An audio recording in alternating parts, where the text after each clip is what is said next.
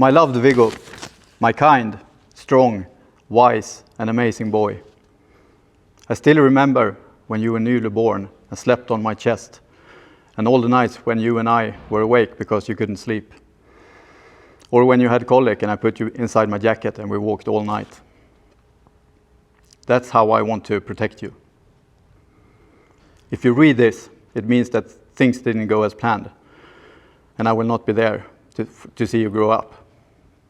I will not be able to protect you and be your support through life. For that, I'm sorry. But I know you will do great, because you are the best, and you have the best mother beside you. Of all the hard things I've done in my life, is leaving you and your mom the hardest. The thought of not seeing you as you grow up and be there when you need it is terrifying. But Viggo, sometimes you must stand up for what you believe in and to make sacrifices to make the world a better place, even if it's hard. I know that you will have a great life and become an amazing person, because I have already seen that in you. Now there will become a hard time for you, but things will get better. It's okay to cry and be sad, but it is also okay to be happy and laugh. When things are hard, remember all the fun and crazy stuff we've done together, you and me. I'm always by your side.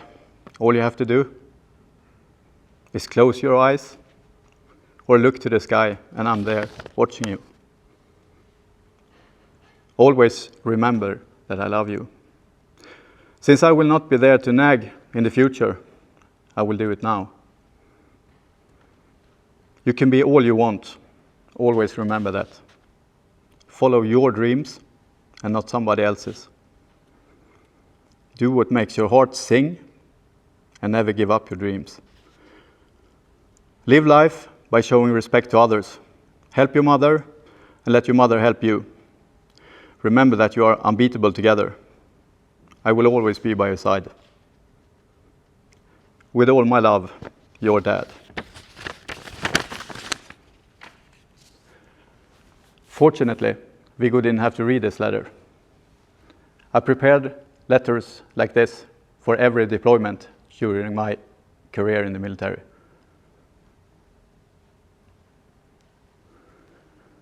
What I'm going to speak about today may not be groundbreaking, or maybe it's not news, but it's my experiences and it's my truth.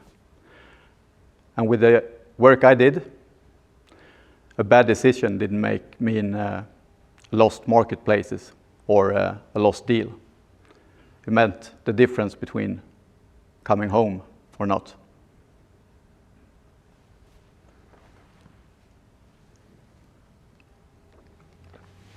In my unit, I was tasked with recruiting a team. In the recruitment process, there's an in-depth psychological interview. I found 2 guys, and I put them through this process. And when they'd done the interviews, my boss came to me and he said, "Are you sure about these 2 guys? They did great with this psychologist, there's no problem.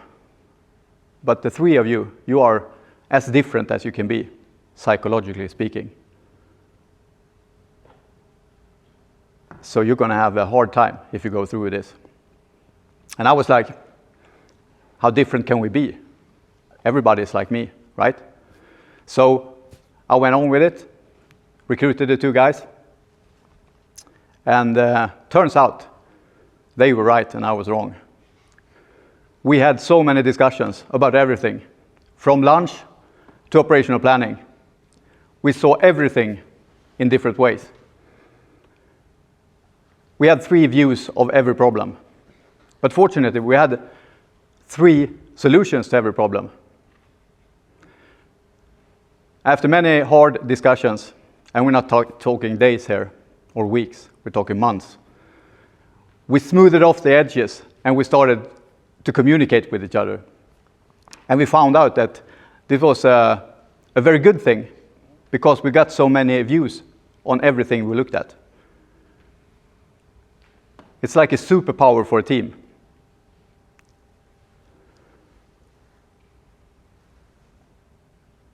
All these discussions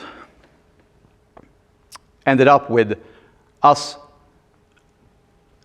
acknowledging our differences. And as soon as we could turn our egos aside and not be so concerned with whose idea won, but instead focus on the mission and the best solution for the mission, then we started to be an effective team. The team got bigger and bigger, and more people came into the team. And we still had this very functional environment where we could listen to each other. Not because we were trained, but of pure luck, and I think we got bored with all the discussions. Everything worked well in the team, except for one thing. When we had meetings, planning meetings or brainstorming, two guys didn't speak. So we never got anything out of them. And it's annoyed me, because I want everybody to contribute. So I tried everything to get them to talk, but nothing came out. So I went to my mentor and my coach. That's my wife, Lotta. And I told her about the meetings and how nothing worked. And she said, in that meeting, I wouldn't speak as well, because I don't like it when you throw a topic at me and I'm supposed to come up with a good idea directly. It doesn't work for me. So then I turn quiet. I'm kind of an introvert person, so I need time to percolate, to think and analyze, to get a good answer.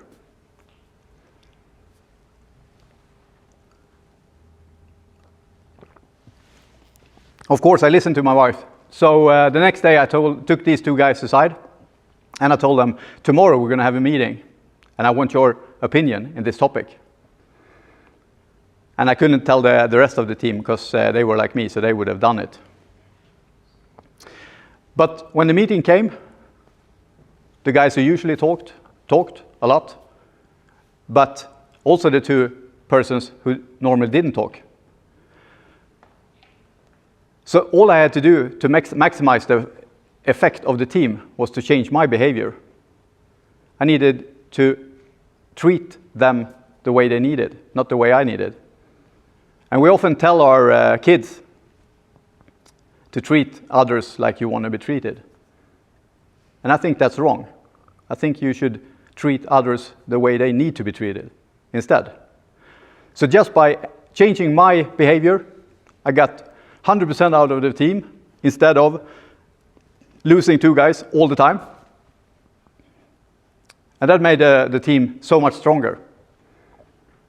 But in order to get a team where you're comfortable with showing your weaknesses, you need to have trust within the team. And how do you gain trust? It's from the leaders and everybody to show your vulnerabilities and weaknesses. Because when you do that, people will trust you and they will show you who they are, and you can adjust the whole way you communicate to the team to make an effective team.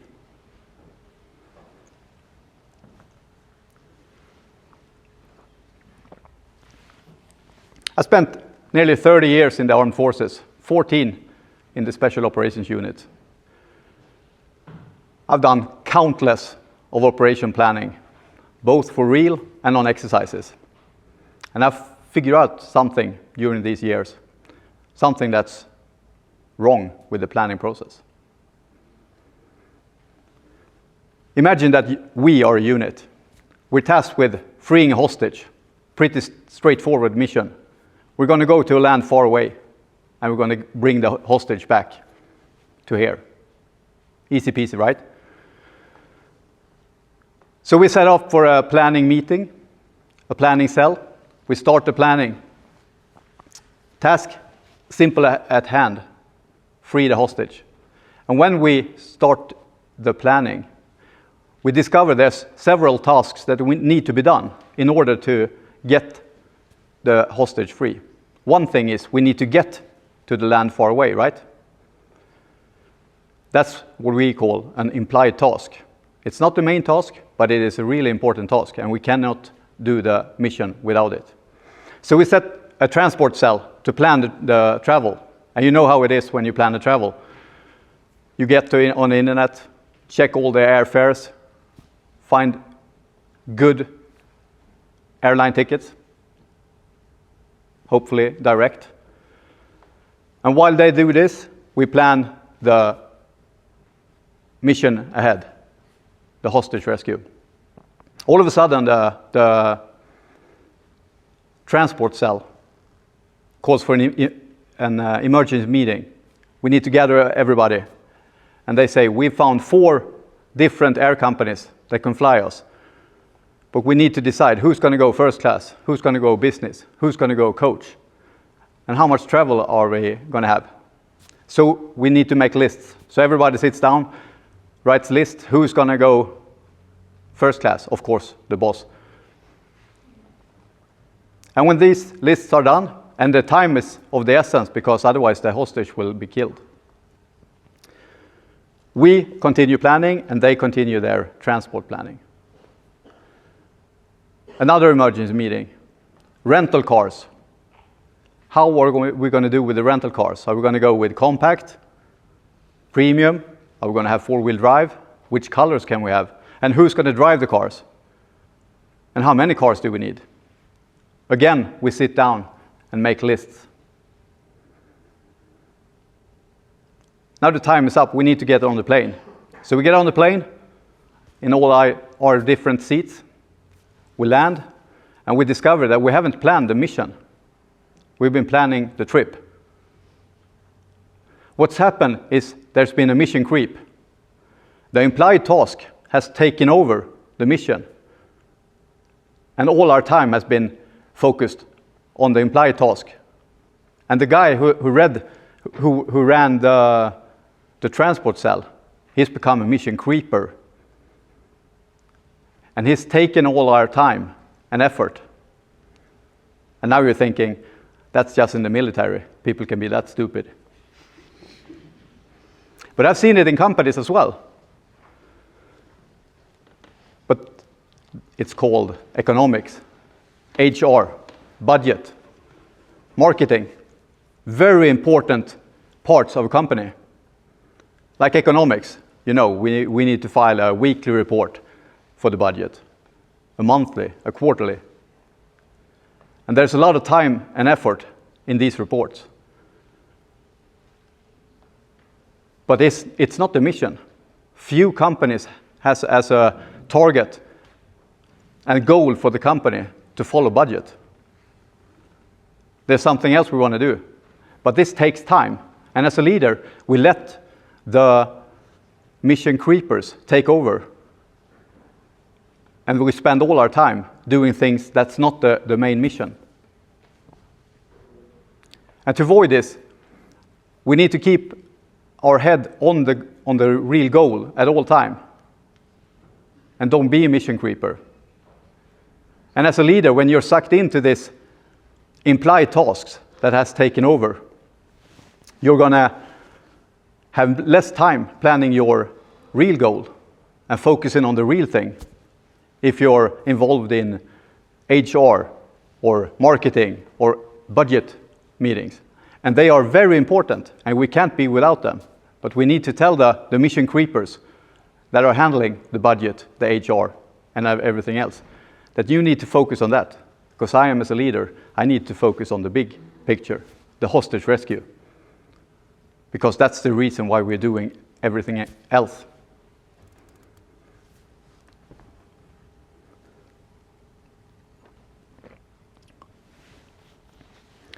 Instead, we fill up the leader's time with these implied tasks, and we make them better and better, and more budget reports that's going to be filled.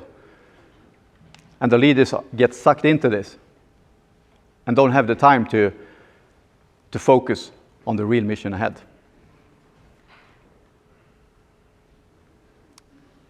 So in conclusion to you guys, we want to see differences in the team as a superpower that makes the team so much more efficient.